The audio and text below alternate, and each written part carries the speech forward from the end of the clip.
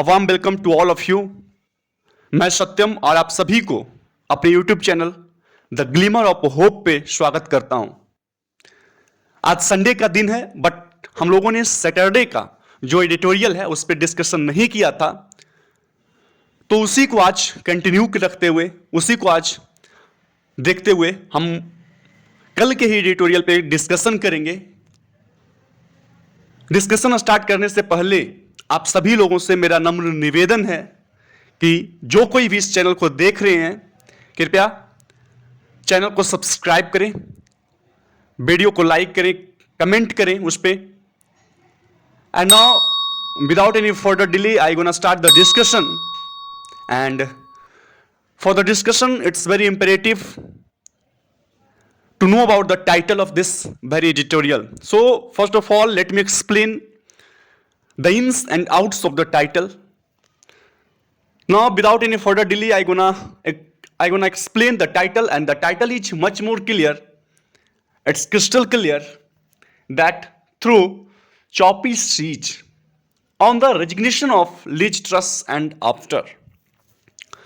Britain की जो सरकार है, ब्रिटेन में जो शासन व्यवस्था है, वो शासन व्यवस्था कहीं ना कहीं बीच मझधार में फंस गई है। 3 महीने के अंदर 3 प्राइम मिनिस्टर का वहां जाना और आना, ये इस बात की कहीं ना कहीं गवाह है कि ब्रिटेन की जो शासन व्यवस्था है उसके लिए एक डिफिकल्ट सिचुएशन है, एक अनसर्टेन टाइम्स है। On the resignation of Liz Truss and after, Liz Truss का इस्तीफा और उसके बाद, मतलब लिज ट्रस के इस्तीफा देने के बाद ब्रिटेन की जो सत्ता है उसको कौन संभालेंगे, कैसे वो जो एक्सक्रूसिएटिंग पेन है ब्रिटेन के लोगों के पास, जो इकोनॉमिक क्राइसिस से ब्रिटेन जूझ रहा है, तो उस दलदल से कैसे निकालेंगे, उसी के संदर्भ में, उसी के कॉन्टेक्स्ट में इस आर्टिकल को लिखा गया है। तो आइए हम लोग स्टार्ट करने से पहले पैराग्राफ टाइटल को देखते हैं और वहां से कुछ गिस्ट को, वहां से कुछ एसेंस को एक्सट्रैक्ट करने का कोशिश करते हैं। Liz Truss successor will have to reinvigorate the flagging productivity levels. जो लिज ट्रस के सक्सेसर होंगे, उनके आने वाले जो उत्तराधिकारी होंगे, जो ब्रिटेन की जो सत्ता है उसको संभालेंगे, विल हैव टू, उनको करना होगा, क्या करना होगा, तो रीइन्विगोरेट करना होगा, पुनर्जीवित करना होगा, एक नया स्ट्रेंथ देना होगा, इकोनॉमिक क्राइसिस को स्ट्रेथन करना होगा, उसको इकोनॉमिक जो क्राइसिस है उससे उभरना होगा। द फ्लैगिंग प्रोडक्टिविटी लेवल्स, जो फ्लैगिंग प्रोडक्टिविटी लेवल्स है, जो कमजोर पड़ता हुआ, जो सुस्त पड़ता हुआ उत्पादकता की जो दर है, उसको रीइन्विगोरेट करना होगा, उसको पुनर्जीवित करना होगा, एक न्यू स्ट्रेंथ देना होगा प्रोडक्टिविटी लेवल्स में। और वैसा कौन करेंगे, तो जो लिज ट्रस के सक्सेसर होंगे, जो उनके आने वाले उत्तराधिकारी होंगे, उनके बाद जो सत्ता संभालेंगे, उनसे ऐसा आशा किया जा रहा है। आइए हम लोग अब एक एक पैराग्राफ करके देखते हैं। The ignominious resignation of UK Prime Minister Liz Truss this week may have supplied a momentary pause to the anxieties faced by the British people over months of government's fumbling amidst deteriorating macroeconomic conditions, but it's hardly a panacea to what ails the economy. जो ignominious resignation रहा है, किनका? ignominious means what? जो अपमानजनक, जो बहुत ही humiliating resignation दिया गया है यूके के जो प्राइम मिनिस्टर लिज ट्रस थे, दिस वीक, इस सप्ताह, may have supplied A momentary pause. May have, हो सकता है कि उनके जो इस्तीफा देने से कुछ क्षणिक, उनकी जो एनेक्जिटीज है, उनकी जो कंसर्न्स है, तो उन एनेक्जिटीज में, उन कंसर्न्स को कुछ राहत मिला हो, बट वो जो राहत है वो क्या है? मोमेंटरी है, क्षणिक है। और किनको? ब्रिटिश पीपल को जो फेस कर रहे थे गवर्नमेंट्स फंगलिंग मीन्स सरकार के द्वारा जो मिस हैंडलिंग किया जा रहा है ब्रिटेन की शासन व्यवस्था को, amidst deteriorating macro economic condition, जो मैक्रो इकोनॉमिक कंडीशन है उसका बहुत खराब होने के बीच में सरकार के द्वारा जो शासन व्यवस्था को मिसहैंडल किया जा रहा है, और इससे जो लोगों की चिंताएं हैं, लोगों की जो एनेक्जेटीज हैं, जो कंसर्न्स हैं, उसको थोड़ा बहुत मोमेंट्री पाउज मिला होगा, बट लेकिन इट्स हार्डली ए पैनिक किया। लेकिन यह रामबाण साबित होने वाला नहीं है। किसी का इस्तीफा देना, सरकार में सत्ता में रहे, मात्र 45 दिन सत्ता में रही लिज ट्रस, और उनका फिर इस्तीफा देना, ये रामबाण जो स्टेप है वो नहीं साबित होने वाला है। और व्हाट एल्स द इकोनॉमी, जो इकोनॉमी को ट्रबल करता है पार्टिकुलरली, मीन्स कोई भी सरकार जो सत्ता में हो, जो सत्तारूढ़ पार्टी हो, उनको फोकस करना चाहिए कि what steps should be taken to improve, to address, to reinvigorate the productivity levels, जो क्राइसिस चल रहा होता है उससे उबरने का सोचना चाहिए। लोगों को सपोर्ट करना चाहिए, सपोर्ट इन द सेंस कि what conditions and what steps should be taken by our government to improve, to address the economic crisis. Economic crisis से उबरने के लिए पीपल को सपोर्ट करना चाहिए कि गवर्नमेंट कौन ऐसा स्टेप ले, this would suggest the government. So ये बोला जा रहा है कि ये पैनिकिया साबित होने वाला नहीं है, ये स्टेप जो है रामबाण साबित होने वाला बिल्कुल नहीं है। After a disastrous performance in office that belied the promise of putting the conservative party's house in order, after a disastrous performance, उनका जो परफॉर्मेंस रहा है वो काफी डिजास्टर्स रहा है, मीन्स संतोषजनक नहीं रहा है। जैसा प्रॉमिस किया गया था, जैसा लोगों से लोग इच्छा कर रहे थे, वैसा नहीं रहा। But after a disasters performance in the office, और उनकी जो डिजास्टर्स परफॉर्मेंस है वो बिलाइड करता है। बिलाइड मीन्स क्या? बिलाइड करना means fail to give the impression, जैसा इंप्रेशन लोग चाह रहे थे वैसा नहीं दिया गया, तो बिलाइड द प्रॉमिस, जो प्रॉमिस किया गया था वैसा कुछ हुआ नहीं। और प्रॉमिस किया गया था, क्या किया गया था कि पुटिंग द कंजर्वेटिव पार्टी, जो कंजर्वेटिव पार्टी है, पार्टी हाउस इन ऑर्डर, उसको ऑर्डर में रखेंगे। तो ये इस प्रॉमिस को कहीं ना कहीं फुलफिल नहीं कर पाया है। और मिस जो ट्रस्ट हैं, quit 45 days after entering Downing street में, वहां प्रवेश करने के बाद मात्र 45 दिन के बाद वहां से वो इस्तीफा देती है। The shortest ever time that a British PM has serve, और ये जो स्टिंट है, ये जो पीरियड है 45 डेज का, ये सबसे शॉर्टेस्ट पीरियड है, सबसे शॉर्टेस्ट इंस्टिंट है इवर अभी तक, that a British PM had serve. British PM में बहुत सारे ब्रिटिश पीएम थे, उनमें जो सबसे कम पीरियड तक सर्व की अपने नेशन को, वो इसमें सबसे शॉर्टेस्ट पीरियड में आती है, दैट इज 45 डेज के पीरियड इनका रहा। The Pinnacle of the trust governments fiasco, ये जो फियास्को है ट्रस्ट गवर्नमेंट की, ये जो डिवेकल है, इसका जो पिनाकल है, ये चरमोत्कर्ष पर कब पहुंचा, ये कल्मिनेशन पे कब पहुंचा, वॉज द मिनी बजट, जो मिनी बजट इनके द्वारा पेश किया गया था। और पेश नहीं, मिनी बजट जो सितंबर 23 का था, इन विच, जिसमें क्या होता है, सी एंड हर अर्स्टवाइल चांसलर, ये और इनके पहले वाले जो चांसलर थे, ख्वाशी कार्टिंग डिस्प्लेड, उन्होंने इसमें इस चीज का मैनिफेस्टेशन किया, a breathtaking lack of sensitivity. क्या डिस्प्ले करते हैं, क्या दिखाते हैं लोगों को? ब्रीथ टेकिंग, बहुत ही थ्रिलिंग लैक ऑफ सेंसिटिविटी, संवेदना की कहीं ना कहीं बहुत कमी को दिखाया। और संवेदना किसके प्रति? टू मार्केट फ्रेजिलिटी, बाजार की जो नाजुकता है, जो फ्रेजिलिटी है, उसके प्रति इन्होंने क्या दिखाया? संवेदना दिखाया। एंड अनाउंस्ड, और क्या अनाउंस करते हैं? 45 billion of unfunded tax cuts, 45 billion pound का खर्चीला जो है, कि जो बहुत ही क्या है, खर्चीला है, कर कटौती की घोषणा किए थे इन्होंने। No one out to have surprised at the crisis that event triggered, और इस इवेंट के द्वारा जो क्राइसिस ट्रिगर्ड हुआ, इससे कोई भी सरप्राइज नहीं था। सोरिंग बोन एल्ड्स जो है वो बहुत ही बढ़ता गया, शोर होता गया, जो नेसेसिएट करता है, इस बात को आवश्यक बना देता है, emergency intervention of the bond market का इमरजेंसी इंटरवेंशन होना, आपातकालीन हस्तक्षेप करना, इस बात को वो नेसेसिएट कर देता है, आवश्यक बना देता है, by the bank of England bank के द्वारा।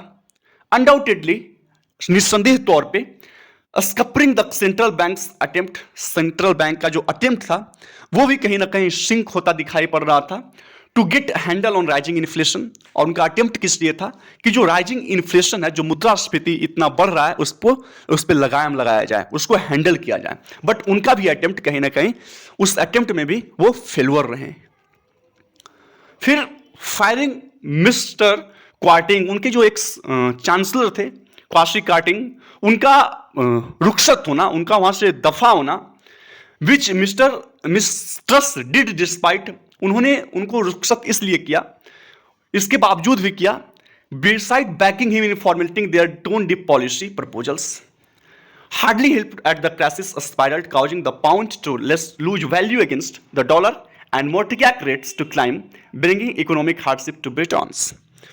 उन्होंने एक चाल को चला, और चाल क्या थी कि जो उनके एक्स चांसलर थे क्वासी कार्टिंग, उनको ऑफिस से दफा किया गया, उनको रुखसत किया गया, और बताया जा रहा है कि ये जो चांसलर है उनको कहीं ना कहीं मिस्ट्रस जो थी सपोर्ट करती थी, और सपोर्ट कहां करती थी, formulating their tone deaf policy बनाने में, जो पॉलिसी बनाया जाता था, और कैसा पॉलिसी, जो इनसेंसिटिव पॉलिसी हो, तो वैसे पॉलिसी को बनाने में, फॉर्मुलेट करने में इन्होंने कहीं ना कहीं उनको सपोर्ट किया था, और बाद में फिर उनको फायर कर दिया जाता है, मतलब उनको ऑफिस से हटा दिया जाता है। तो ये चाल जो है ना, कहीं हार्डली हेल्प नहीं के बराबर हेल्प करता है मिस्ट्रस को, और जो क्राइसिस है वॉर स्पाइरल होता जाता है, वॉर बढ़ता जाता है, ड्रामेटिक उनमें इंक्रीज होता है उसमें, कॉजिंग, और इससे क्या होता है, जो पाउंड है वो लूज करता है अपने वैल्यू को डॉलर के खिलाफ, और जो मोर्टिगैक रेट्स होता है, जो गिरवी रखने का जो रेट होता है वो क्लाइंब करता है, उसमें भी इन्फ्लेशन आता है, उसमें भी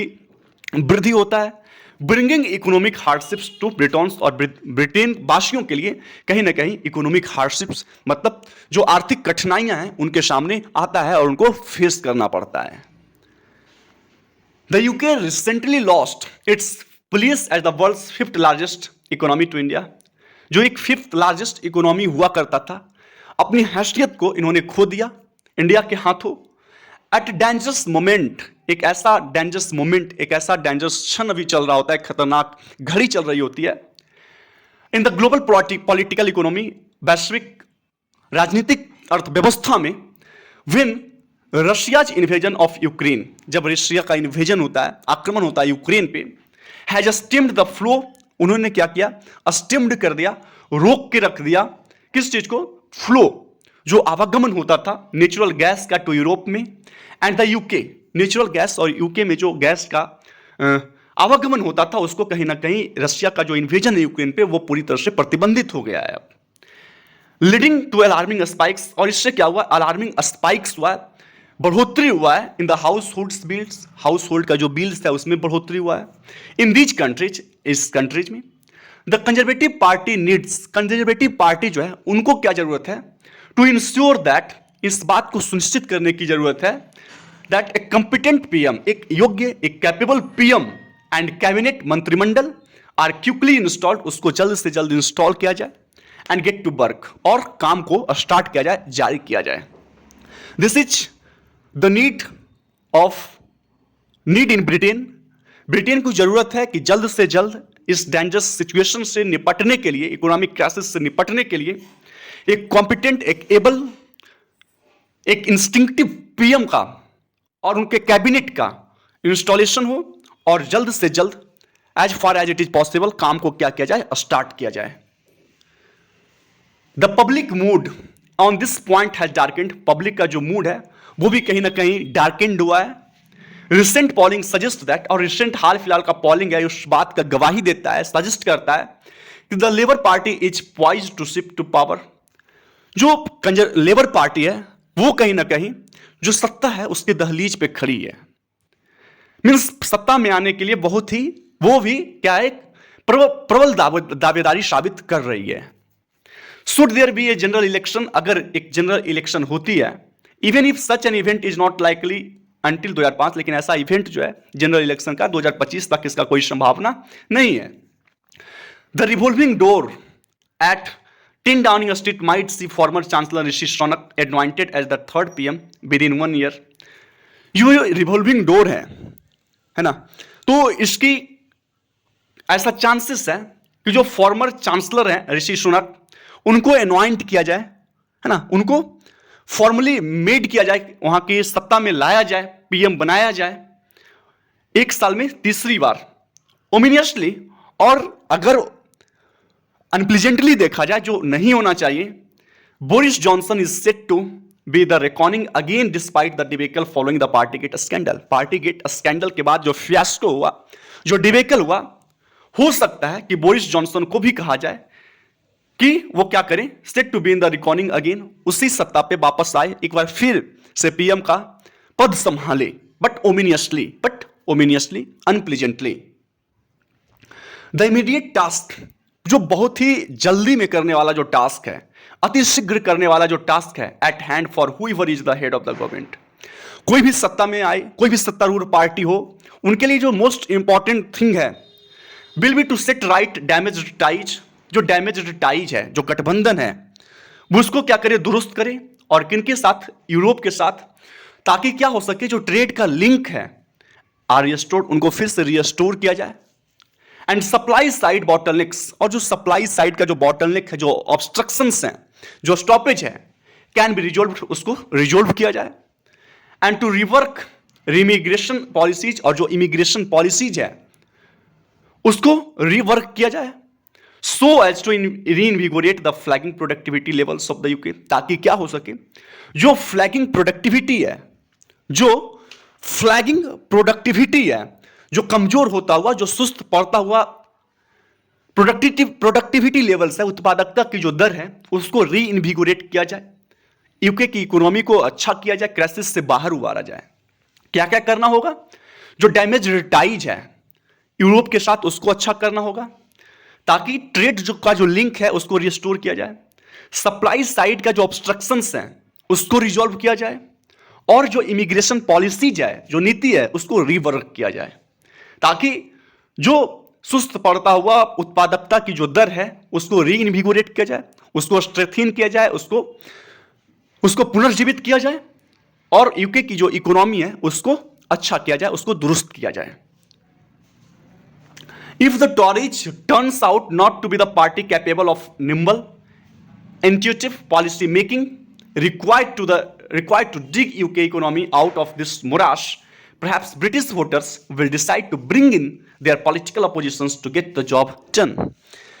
मतलब क्या हुआ कि अगर एक पार्टी के तौर पर, है ना, ब्रिटेन की इकोनॉमी को एक कुशल, एक फुर्तीला और एक दूरदर्शी नीति बनाने वाला, एक इंट्यूटिव पॉलिसी मेकिंग को जरूरत है, और अगर नीति बनाने वाला सक्षम नहीं होते हैं, ऐसा कोई ब्रिटिश के जो वोटर्स हैं उनको ऐसा कुछ दिखाई नहीं पड़ता है, तो शायद जो वोटर्स हैं इस काम को, एक अच्छे पॉलिसी मेकिंग का जो काम है, तो ऐसे काम में सक्षम होने वाले कहीं ना कहीं उनके जो राजनीतिक विरोधी हैं को सत्ता में लाने का फैसला कर ले। तो the most important thing is that the need is that there must be a capable of the nimble intuitive policy making, एक ऐसा पीएम जो कैपेबल हो, जो बहुत ही फुर्तीला हो, जो बहुत ही कुशल हो, और जो बहुत ही दूरदर्शी सोच का हो। और वैसे पीएम की जो पॉलिसी मेकिंग है, वैसे ही लोगों की जरूरत है आज ब्रिटेन के वोटर्स को। और अगर इसमें सक्षम नहीं होता है तो हो सकता है इस काम को अंजाम देने के लिए जो राजनीतिक विरोधी हैं उन्हीं को सत्ता में लाने का फैसला कर लिया जाए। So this is the very end of this article, and I reckon कि आपको ये आर्टिकल बहुत अच्छे से समझ में आया होगा। I tried my best to explain the all facts, the ins and outs of this very article, and we know much about this article because I read this article before, and now this is the end of today's article. Today is Sunday, but even then I did, क्योंकि हम लोगों ने Saturday का article नहीं पढ़ा था। So once again I would like to request you all, please like and subscribe this channel, because your like and subscribe, your comment will ultimately work for me. ये एक प्रोत्साहन का काम हमारे लिए करेगा, and it may be that I work for you in a proper manner. I can provide you all the quality material. Then the main thing is that your comment and your subscription will ultimately boost my confidence level. So this is all, and फिर हम लोग कल मिलते हैं, and happy Diwali. At last I wanna see you all. So फिर हम लोग कल मिलते हैं इसी समय में. तब तक के लिए thank you. Have a nice day head. Take care and bye bye.